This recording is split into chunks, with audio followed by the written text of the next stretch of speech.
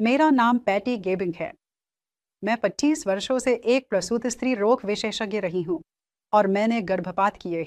आज मैं 22 सप्ताह से लेकर 29 सप्ताह तक किए जाने वाले इंडक्शन गर्भपात के बारे में बताने जा रहा हूँ। क्योंकि बच्चा विकसित हो चुका होता है, गर्भपात में 2-3 दिन लगते हैं।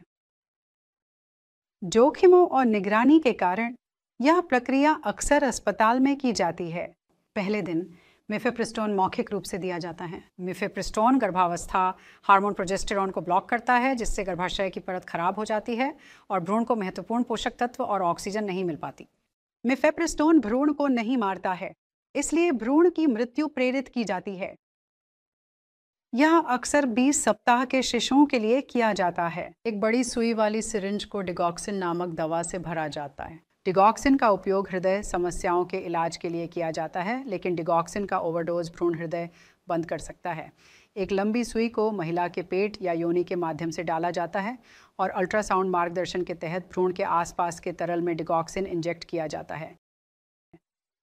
यह 1 या 2 दिन पहले किया जाता है। को अधिक प्रभावी बनाने के लिए गर्भपात चिकित्सक डिगॉक्सिन को सीधे भ्रूण में इंजेक्ट कर सकते हैं। लक्ष्य शरीर, दिल या नाभिशिरा हो सकता है। पोटेशियम क्लोराइड का उपयोग तुरंत भ्रूण की मृत्यु के लिए भी किया जा सकता है।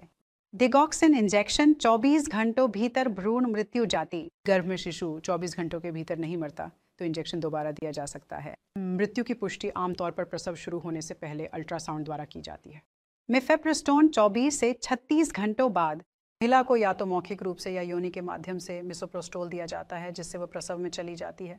मिसोप्रोस्टोल खुराक हर 3 घंटे में 5 बार तक दोहराई जाए। आमतौर पर उन्हें एक प्रोस्टाल के रूप में शुरू करने के 24 घंटे बाद महिला योनि से बच्चे को जन्म देगी। यदि महिला को प्रसव में कठिनाई हो रही है तो उसे प्रसव को बढ़ावा देने के लिए पिटोसिन नामक एक सिंथेटिक हार्मोन दिया जा सकता है। जब गर्भस्थ शिशु और प्लेसेंटा को बाहर निकाल दिया जाता है और खून बहना नियंत्रण में होता है तो गर्भपात पूरा हो जाता है। जटिलताओं की दर भ्रूण के बढ़ने के साथ बढ़ती है। गर्भपात के बाद सबसे बड़ी जटिलता अधूरा गर्भपात है, जिसमें भ्रूण और नाल के टुकड़े पीछे रह जाते हैं।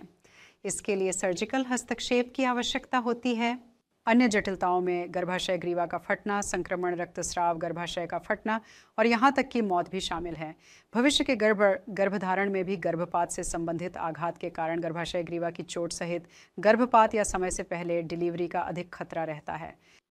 चयनात्मक गर्भपात का उद्देश्य मृत भ्रूण की डिलीवरी सुनिश्चित करना है। तो दूसरी तरफ अगर बच्चे की ज़रूरत है और मां की सेहत खतरे में है तो प्रसूति विशेषज्ञ प्रसव को प्रेरित करते हैं या सी सेक्शन करते हैं और बच्चे की देखभाल के लिए एक नवजात विशेषज्ञ को बुलाते हैं।